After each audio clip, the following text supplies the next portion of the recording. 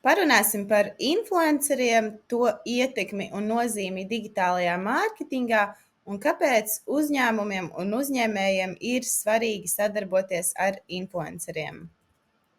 Tātad, kas ir influenceru mārketings un kāpēc tas ir svarīgs? Influenceru mārketings ļauj zīmoliem sasniegt savas mērķa auditorijas tām autentiskos veidos no citu cilvēku puses, attiecīgi no šo influenceru puses, kam sekotāji uzticas. Veiksmīgs influenceru mārketings ilgtermiņā veicina zīmola atpazīstamību, vairo potenciālo klientu un arī esošo klientu uzticību, kā arī, protams, veicina pārdošanas rādītāju izaugsmi. Tomēr ļoti vēlos uzsvērt svarīgu lietu, ka influenceri nav kaut kāds maģisks rīks, maģisks kanāls, maģisks veids, kā tu tagad vari sasniegt kaut kādus maģiskus rezultātus ļoti īsā laikā. Galu galā viss pirmkārt vienmēr atdursies pret tavu produktu, pret tavu preci vai pakalpojumu, cik tā ir laba, kvalitatīva, cik laba ir cena, cik tas vispār ir aktuāli, cik tas ir pieprasīti tajā brīdī. Tā kā ir ļoti daudz faktoru, kas jāņem vērā, lai influenceru šī sadarbība izdotos veiksmīgi. Un nav tā, ka garantēti influenceri var atnest kaut kādus maģiskus rezultātus, kā jau es teicu, tur piemēram 100 pirkumus nedēļā, un tu viņam tur iedod barterī to savu vienu produktiņu, un no tā tev atnāks 100 pasūtījumi nedēļā. Tā pavisam noteikti nav. Esmu strādājusi gana ilgu laiku, vairākus gadus ar influenceriem, gan populārākajiem Latvijā, gan maza izmēra mikroinfluenceriem, gan dažādiem vidējiem influenceriem, un varu viennozīmīgi teikt, ka tas tā nav. Ļoti būtisks tiešām būs tas tavs produkts, ja viņš tev tiešām ir superīgs, super kvalitatīvs, tur par super labu cenu, tad jā, influenceris var atnest ļoti labus rezultātus. Visādi citādi nav absolūti nekādas garantijas, ko tev var sniegt influenceris. Un kādi tad ir iespējamie sadarbības formāti ar influenceriem? Tātad pirmie sadarbības formāti ir, piemēram, Instagram story vai story sērija. Tātad tas var būt gan viens storijs, gan tās var būt vairāku storiju kopums, teiksim tā. Ko tad sauc par storiju sēriju, kur, piemēram, tur 4, 5, varbūt pat 6 storijos influenceris pastāsta par tavu produktu, preci vai pakalpojumu. Tās var būt arī vairākas storiju sērijas. Piemēram, tad, kad strādāju vienā starptautiskā uzņēmumā, mēs standartā ņēmām vismaz 2 storiju sērijas, lai pirmajā storiju sērijā influenceris iepazīstina ar mūsu zīmolu, pastāsta, kas mēs vispār tādi esam, ko mēs darām, un otrajā storiju sērijā viņš jau parāda tos produktus, ko viņš ir iegādājies ar mūsu palīdzību. Tātad efektīvāk arī, protams, ir kaut kāda atkārtošanās šajā saturā, lai tie sekotāji tevi arī veiksmīgāk un labāk atcerētos. Protams, varbūt arī standarta ieraksti vai foto veidā, vai video veidā, vai tas ir reels, vai tas ir Instagram standarti, kaut kāds fotoposts, bet patiesībā man personīgi kaut kādā mērā pat labāk patīk tie storiji. Viņus arī diezgan daudz cilvēki proporcionāli noskatās no sekotājiem, bet, protams, arī reels video saturs var būt ļoti efektīvs. Fotopostus es tā kā liktu kā pēdējo, bet arī attiecīgos gadījumos tie var strādāt diezgan labi. Tāpat jāņem vērā, ka dažkārt influenceriem ir kaut kādas sadarbības pakas, vai arī, ja viņiem nav nekas tāds, jūs varat piedāvāt to no savas puses. Nu, teiksim, viņam tur viena storija sērija maksā 150 eiro, un viens ieraksts tur, piemēram, 300 eiro. Un jūs varat teikt, vai mēs varam vienoties, ka es ņemu tur 2 storiju sērijas un vienu to postu, bet varbūt par to cenu tur nevis kopā 600 eiro, kā tas sanāktu, bet, piemēram, 450 eiro. Influenceri nereti arī piekrīt šāda tipa piedāvājumiem, jo viņiem tas tomēr ir izdevīgāk paņemt to sadarbību, nekā nepaņemt viņu, plus viņš jau tāpat to naudu nopelna pietiekamā apmērā, viņš vienkārši iedod kaut kādu nelielu bonusu no sevis.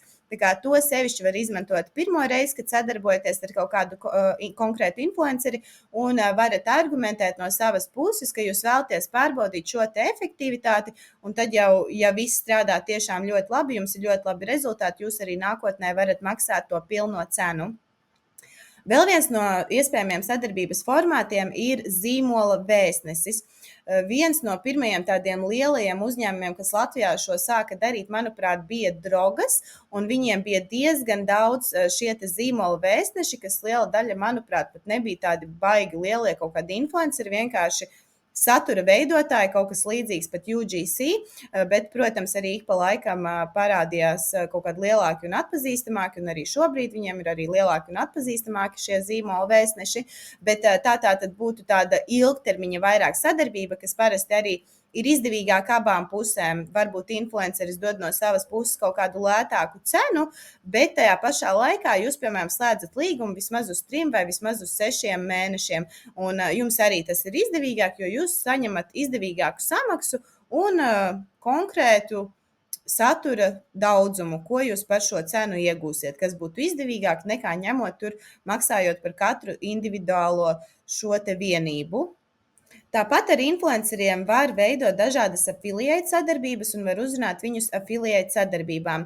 Tas nozīmē, ka jums būtu jābūt izveidotai affiliate sistēmai, kur jūs varat piesaistīt šos affiliate sadarbības partnerus, iedot viņiem paneli, kur viņi var pieslēgties, kur viņi var sekot līdz tiem rezultātiem, varbūt iedot kaut kādu īpašo atlaižu kodu, un par visiem pirkumiem, ko šis influenceris atnes, jūs attiecīgi maksājat viņiem komisijas maksas.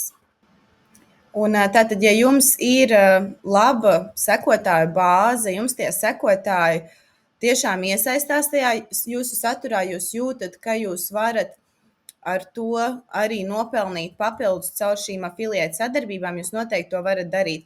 Un nav jāgaida arī, tas ir atkal skatoties no influencera perspektīvas, nevis no uzņēmuma perspektīvas, bet nav jāgaida, kamēr tas uzņēmums atnāks pie jums. Ja jūs zinat, ka kādam ir šāda affiliate sistēma, jūs vēlaties ar viņiem sadarboties, jūs droši varat uzrunāt šos uzņēmumus patiešo, un parasti uzņēmumi šādus affiliate kodus kaut kādus vai šīs sadarbības piedāvā diezgan plašam cilvēku lokam, ja viņiem ir attiecīgi šī affiliate sistēma, jo tas principā ir vienkārši bezmaksas mārketings, bezmaksas reklāma, un viņi maksā tikai tad, kad reāli kāds nopērk, un viņiem tas ir izdevīgi, un arī influencerim tas var būt izdevīgi, ja viņš tiešām var atnest labus rezultātus.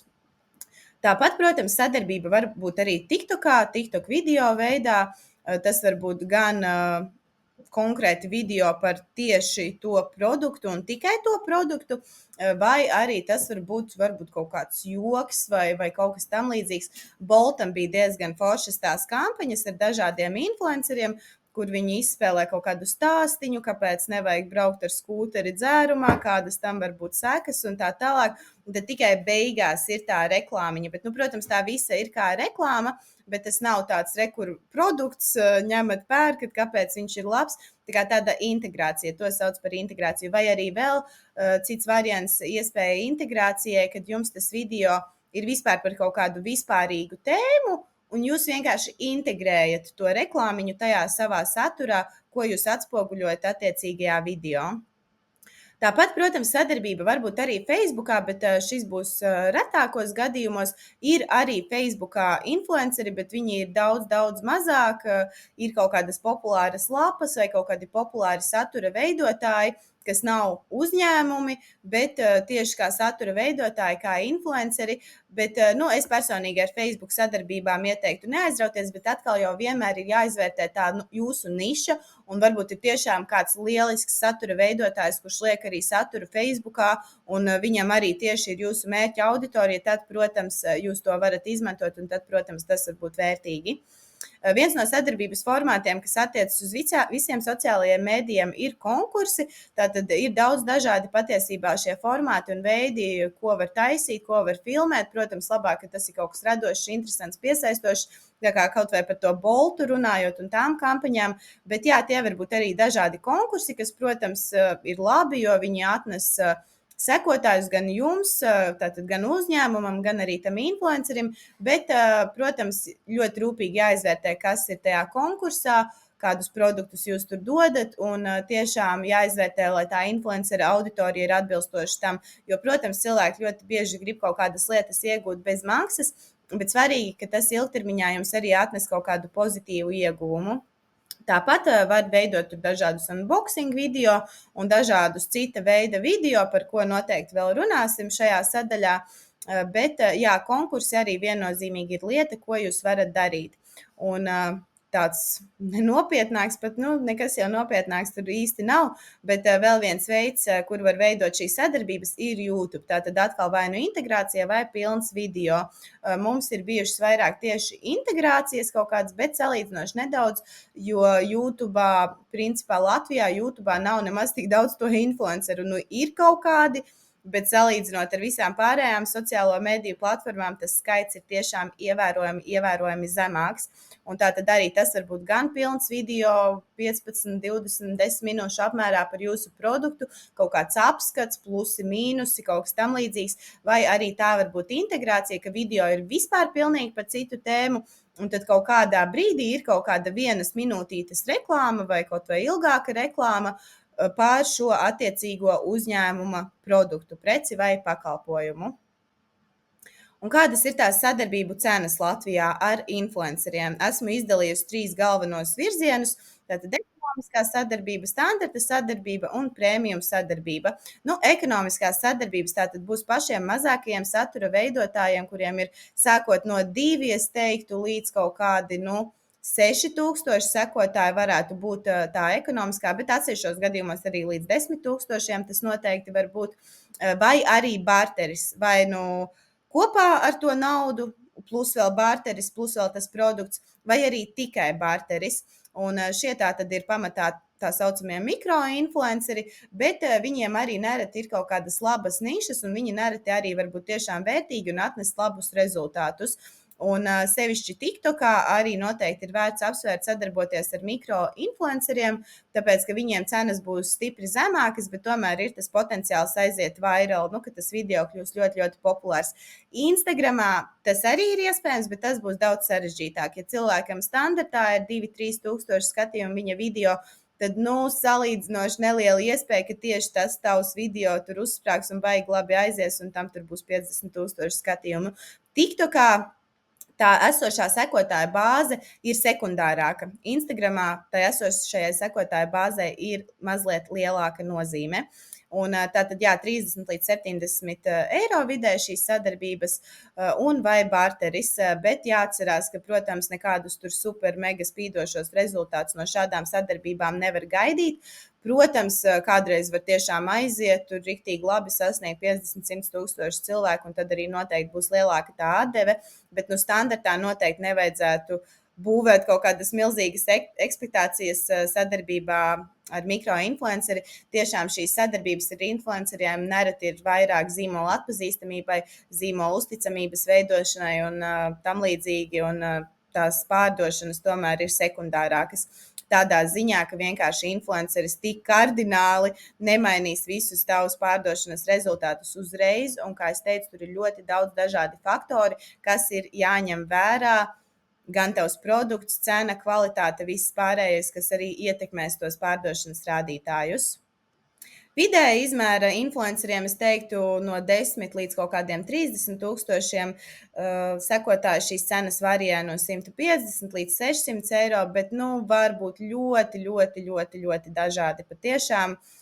Tā kā viss būs arī atkarīgs no statistikām. Jo labākas statistikas, jo arī augstāka samaksa. Un jo, protams, tas arī ir izdevīgāk uzņēmumam, ka tev par to samaksā kaut kādi attiecīgi rezultāti. Un premium 700 līdz 1000 plus eiro par vienu kaut kādu satura vienību, vienu postu vai atsevišķos gadījumos pat vienu storiju sēriju var būt tāda samaksa. Un tie parasti ir augsta ranga influenceri ar ļoti lielu sekotāju bāzi, un kombinācijā tas var būt arī ar atpazīstamību citās jomās. Tātad kaut kādas slavenības, kas ir slavenas ārpus interneta, kaut kādi mūziķi, šāda tipa cilvēkiem, vienmēr tās sadarbības būs dārgākas nekā tāda paša izmēra parastajam cilvēkam pēdiņās, tā kā sakot. Bet tas nenozīmē, ka tagad jāskrien un baigi jāsadarbojas ar slavenībām. Protams, ja ir liels zīmols, lieli budžeti un tā tālāk, to var darīt. Bet maziem vidējiem uzņēmumiem es neiesaku aizrauties ar slavenībām, jo nereti un visbiežāk tās statistikas pat mēdz būt sliktākas nekā kaut kādam mazākam influencerim, kuram vienkārši ir labāka statistika, lētāka cena, un jūs varat iegūt reālāku un lielāku atdevi no šī nelielākā influencera nekā samaksāt kaut kādu milzīgu naudu, jums slavenība ieliek par jums kaut kādu ierakstu, un vienmēr jārēķinās, ka jums rezultāti arī var neatnākt no tā, tā kā pārdošanu ziņā var arī uzreiz tiešām neatnākt kaut kādi rezultāti vai atnākt ļoti, ļoti nelielā daudzumā, tā kā noteikti nevajag šīs ekspektācijas veidot. Ir tas iespējams ļoti labi arī veicināt pārdošanas, bet, kā es teicu, tas viss būs atkarīgs no jūsu produkta, no jūsu uzņēmuma, protams, arī no influencera. Bet nav tā, ka influenceris teica, samaksāsiet viņam 1000 eiro un jums viņš teica pārdos produktus tur par 10 000 eiro. Uz to noteikti nekad nevajadzētu paļauties. Un kā noteikt, vai cena ir atbilstoša? Tātad vienmēr noskaidrojam statistikas un nebalstam lēmumu tikai uz sekotāju skaitu. Nekad nebalstam lēmumu uz sekotāju skaitu. Es esmu redzējusi tik daudz gadījumus, gan sazinoties ar šiem influenceriem, prasot statistikas, gan arī pārņemot kaut kādas sadarbības, ko iepriekš organizējuši citi cilvēki. Un tur nereti gadās dzirdēt tādas frāzes kā, bet kā viņai var būt tik slikti rezultāti? Viņai taču seko 30 000 cilvēku. Jā, un viņa šos 25 000 no tiem cilvēkiem ir nopirkusi tos savus sekotājus. Tāpēc viņas storijas, piemēram, noskatās tikai 1000 cilvēki, kas ir diezgan krimināls rādītājs, piemēram, ar šādu 30 000 sekotāju bāzi. Tāpēc nekad nebalstam lēmumu uz sekotāju skaitiem. Neesam muļķi, izvērtējam statistikas visdažādākajos aspektos un izvērtējam vairākas lietas, ko mēs ņemam vērā, izvērtējot šīs cenas atbilstību. Un tie tātad būtu kaut kādi storiju skatījumi, postu reach, TikTokā, piemēram, cik noskatījās līdz beigām, vēl visādas papildu statistikas tur var iegūt par video. Tā kā tās lietas, ko mēs neredzam, noteikti pārbaudam. Un storijiem arī šis var būt ļoti atšķirīgi. Šis ir balstoties uz manu pieredzi, bet es esmu strādājusi Es pirmkārt esmu komunicējusi ar kaut kādiem, es domāju, vismaz 200-300 influenceriem, ja ne vairāk, un konkrēti strādājusi ar vairākiem desmitiem influenceru, vismaz 50, bet es domāju, tas skaits varētu būt arī pie 100. Un šīs visas lietas ir balstoties uz šo manu pieredzi, uz šīm manām zināšanām. Un tātad manā pieredzē normāla cena storijam 10 eiro ir diezgan zema cena par 1000 skatījumiem. Tātad, ja tavs storijas noskatās 5000 cilvēku, tad 50 eiro par to storiju būtu diezgan zema izmaksa, un tādas izmaksas vēlējās tas attiecīgais viens no uzņēmumiem, ar kuru es strādāju, bet Latvijā, diemžēl, mēs tādas izmaksas nevarējām dabūt 80% gadījumu, ja ne vairāk, un standartā tomēr bija kaut kādi 20-30 eiro par 1000 skatījumiem. Vidē var teikt, tie 20-25, bišķīt kaut kādiem populārākiem cilvēkiem jau šie 30 eiro par 1000 skatījumiem. Tas nozīmē, ja tavs storijas noskatās 5000 cilvēku, tad tā cena drīzāk varētu būt 100 līdz 150 eiro tajā diapazonā. 50 eiro būs jau ļoti lēti, un nevienmēr lēti ir labi. Tā kā jā, var būt lēti, bet tas var vispār neatnest nekādus rezultātus, un arī tādas sadarbības ir bijušas gana augstas. Fotopostiem, protams, šī cena būs augstāka, un video ierakstiem vēl augstāka, jo tas ir papildu darbs, papildu montāža un viss papildus. Bet, piemēram, tātad Instagramā influencerim seko 10 000 cilvēki, no kuriem storija skatās 3500 cilvēku. Normāla storija cena šajā gadījumā būtu 50 līdz 100 eiro par šo storiju sēriju. Savukārt, piemēram, posta reacham, kas varētu būt, piemēram, 5000 cilvēku, normāla cena varētu būt 100 līdz 150 eiro, savukārt normāla real cena 150 līdz 250 eiro, bet tas būs ļoti, ļoti atšķirīgi, un sevišķi atšķirīgi tas būs TikTokā, tur vispār katram, ja vēl Instagramā ir tās tendences, ko mēs varam redzēt, tad TikTokā tās tendences arī kaut kādas ir, bet stipri neizteiktākas, es teiktu. Un tiešām ir ļoti, ļoti dažādi, bet ja mēs skatāmies atkal uz šo ekonomisko variantu, tad sākot no 30 līdz 50 eiro un vai barteris, vai tikai barteris vai kombinācijā ar to samaksu. Un kā tad atklāt pirktus sekotājus? Tātad šeit es arī esmu ielikusi vienu piemēru. Izlaca man kaut kāda sieviete, viņa tur ar make-upu darbojas, un es tā kā skatos arī viņai 62,000 sekotāju ir, bet tie video skatījumi, tā kā daudz zemāki nekā man ar maniem 8,000. Tas jau ir pirmais signāls, ka kaut kas nav kārtībā. Jo, principā, tiem skatījumiem vajadzētu būt, atkal grūti pateikt, bet, vismaz pusi no sekotāju skaita, tā kā, ja vismaz būtu 30,000 vidē, protams, vienmēr varbūt mazāk, kam būs vairāk un tā, bet, turpat nav ne puse, ne pat 10. daļa. 10. daļa būtu kaut kādi 6,000, tātad tā ir 20. daļa, kas noskatās viņai daudzus šos te video. Un kā tad mēs varam to pārbaudīt? Ļoti elementāri, un nekad arī neiesaku sadarboties ar satura veidotājiem, kas pērk sev sekotājus. Tas parāda manā skatījumā, ka cilvēks nav godīgs ar godīgiem nodomiem, jo tā principā ir tāda maldināšana. Tā ir potenciālo sadarbības partneru un cilvēku maldināšana, ka hei, rekur, jā, man ir tik daudz sekotājs, esmu tik populārs, un dažreiz tie cilvēki ar tiem daudziem sekotājiem liekas tā, es par tevi vispār nekad neesmu dzirdējis, neko redzējis, redzējusi, kur tu esi dabūjis tos sekotājus. Un tad, kad mēs sākam skatīties dziļāk, tad arī var atklāt visādas interesantas lietiņas. Un arī šajā gadījumā tieši tā arī bija, kā man likās.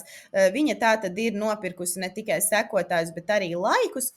Un ir tāds foršs rīks socialblade.com, kur mēs varam ierakstīt šo te profilu, jebkurā no sociālo mediju platformām, un viņš parādīs mums daudz dažādas statistikas, un tajā skaitā viņš parādīs pēkšņus kāpumus sekotāju skaitā un laiku skaitā.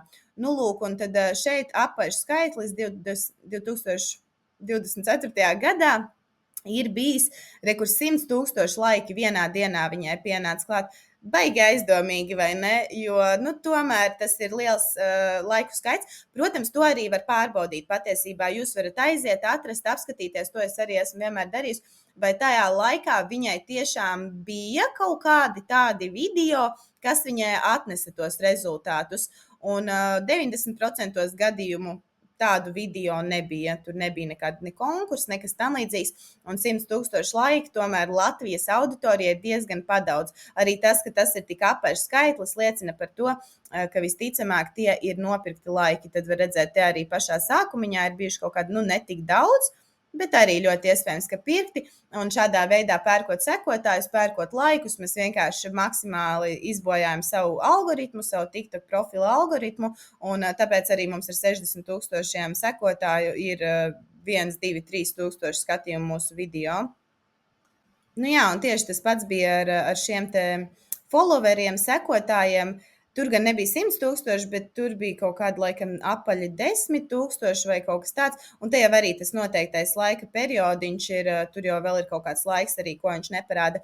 Bet, šie ir pirmie signāli par to, ka satura veidotājs nav visai godīgs. Es domāju, tas ir maksimāli muļķīgi pirkt laikus sekotājus, un iesaku tiešām nesadarboties ar šādiem satura veidotājiem. Tad nākamais, cik vērtīgs ir saturs, kā mēs to varam pārbaudīt, kā mēs varam izdarīt kaut kādus secinājumus, cik sekotājiem un cilvēkiem, kas redz šo cilvēku, liekas vērtīgs tas saturs.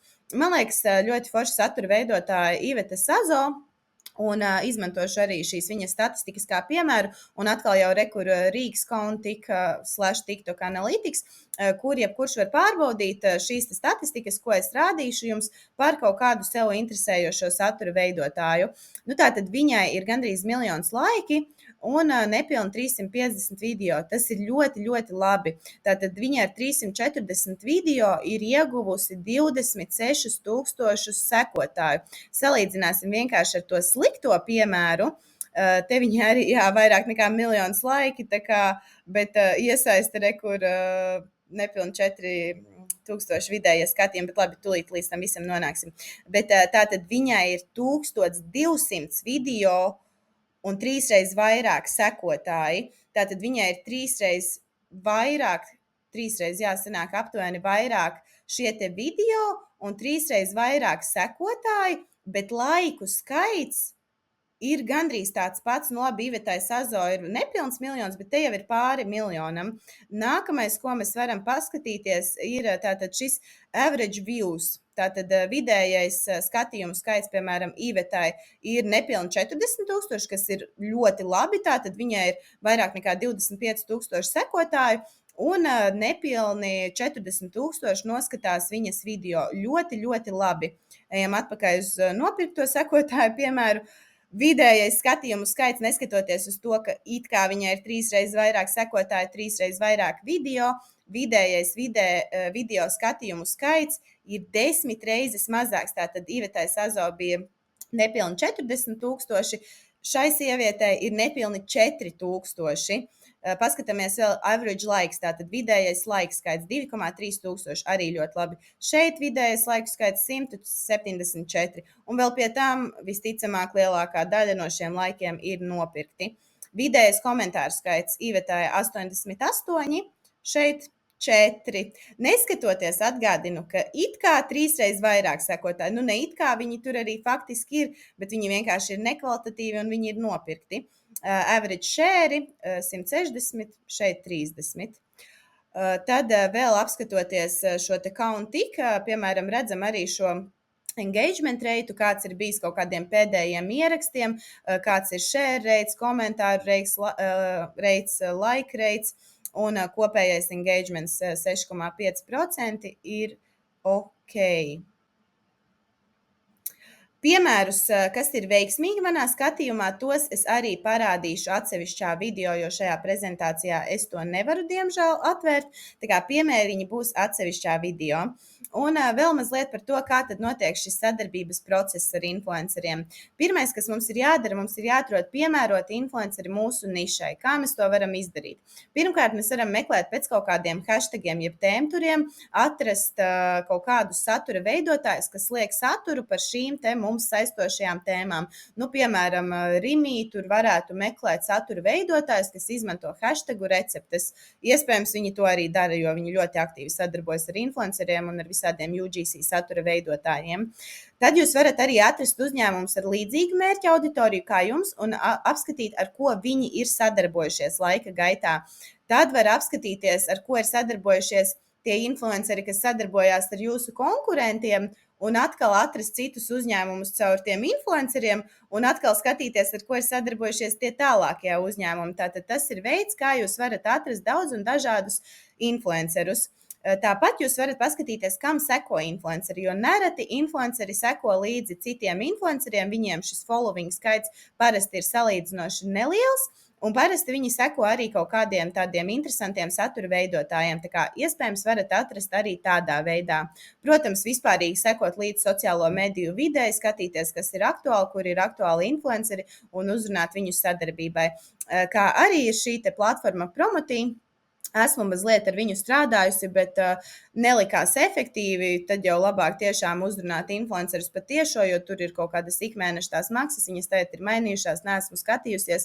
Bet visai neizdevīgs tas pasākums sanāk. Es personīgi neredzu tādu lielu pievienoto vērtību izmantot šādu platformu. Bet, ja kādam galīgi švaki iet ar tiem influenceriem un nemākat atrast tos influencerus, un ir lieka nauda, ko maksāt par kaut kādu platformu, tad varat arī izmantot Promotī. Nākamais ir, tad, kad esat atraduši influenceri, nākamais ir influenceru uzrunāšana.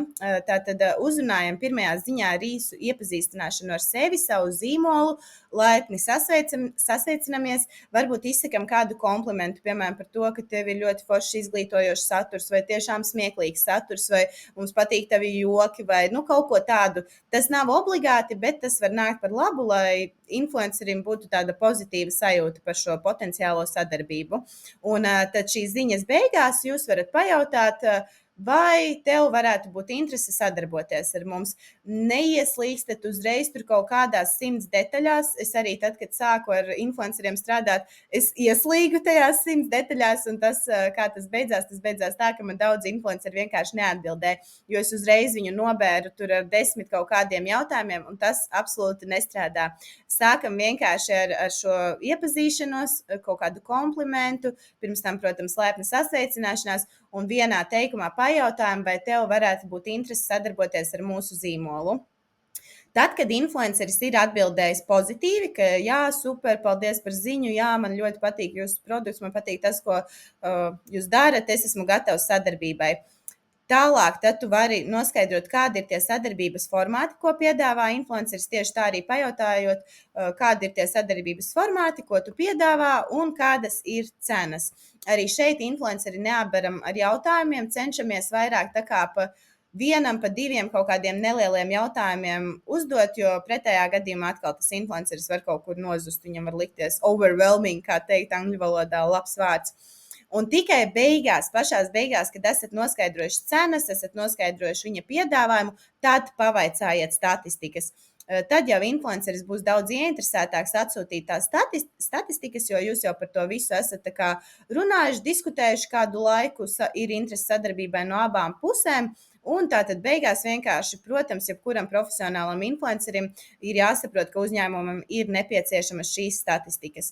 Ļoti profesionāliem influenceriem un pieredzējušiem būs jau kaut kāds vai nu PDF fails vai kaut kas, kur ir visādi piemēri, uzskaitītas statistikas, sadarbības, viss kaut kas. Mazāk pieredzējušiem tas nebūs. Viņi tad jums sūtīs kaut kādus screenshotus, bet pārliecinieties, ka atsūta pilnvērtīgi to informāciju gan, piemēram, ja Instagramā gan story rīčus, gan postu rīčus, gan demogrāfiskos datus, TikTokā arī, cik bieži noskatās, cik daudz līdz galam noskatās to video, un noteikti obligāti demogrāfiskos datus vienmēr. Tas arī būs viens no rādītājiem, vai tam influencerim ir autentiska auditorija, vai viņa ir no Latvijas, vai viņa nav tur sapirkti atkal kaut kādu pusi sekotāju un pusi statistiku no kaut kādiem ārzemju tur profiliem. Kad esat saņēmis šīs statistikas, tad jau varat izvērtēt, vai tā influencera cena ir atbilstoša piedāvājumam, balstoties uz to, ko mēs iepriekš izrunājām. Nākamais ir sadarbības realizēšana. Vienmēr iesaku obligāti noslēgt līgumu, neatkarīgi vai tas ir barteris, vai tas ir apmaksāta sadarbība, bet man arī ir vairāk šie klienti, kuri negrib slēgt tos līgumus, un ik pa laikam rodas kaut kādas problēmas. Vai nu vienkārši influenceris sāk ignorēt, vai viņš pilnvērtīgi neizpilda vienošanos, kāda tā bija. Tā kā var būt daudz dažādi sarežģījumi, vēl viņš var vispār pazust un neko neielikt, un savākt jūsu produktu, tur kaut kāds 100-200 eiro vērtībā var būt. Tā kā tomēr vienmēr noslēdzam šo te līgumu, sevišķi, ja jūs esat biznesa sākuma posmā, kur jums katrs cents, katrs eiro ir svarīgs. Tātad tie miljonu uzņēmumi, viņi ar to var riskēt, tāpēc jau viņi arī riskē. Viņiem čakarīgāk ir parakstīt tur 20 līgumus mēnesī, nekā pieņemt to, ka tur kāds uzmetīs, tā teikt. Bet, ja jūs esat mazs bizness, jums ir svarīgs katrs eiro, tāpēc noteikti iesaku noslēgt līgumu, un tur arī līgumā atrunāt visu par satura saskaņošanu, ka influencerim obligāti būs jāiesūta satura saskaņošanai. Tā ir jūsu atbildība to pateikt influencerim. Nevajag pēc tam čīkstēt, ja influenceris ir kaut ko izvietojis un nav atsūtījis saskaņošanai, un jūs neesat no savas puses viņam precīzi nodevis šo informāciju, ka jums obligāti vajadzēs saskaņot. Atkal jau pieredzējuši influenceri to zina paši. Mazāki influenceri, viņiem var būt pieredzes dažādas, un viņi nezina, ka vajag tagad katru satura vienību sūtīt saskaņot. Tāpat vienojieties līgumā arī par statistiku iesūtīšanu, lai nav tā, ka atkal influenceris sāk jūs ignorēt, saņem kaut kādu savu samaksu, bet statistikas neatsūta, un jums nav nekādu reālu datu, kā jūs varat izmērīt šo sadarbības efektivitāti. Vienojieties arī obligāti par datumu.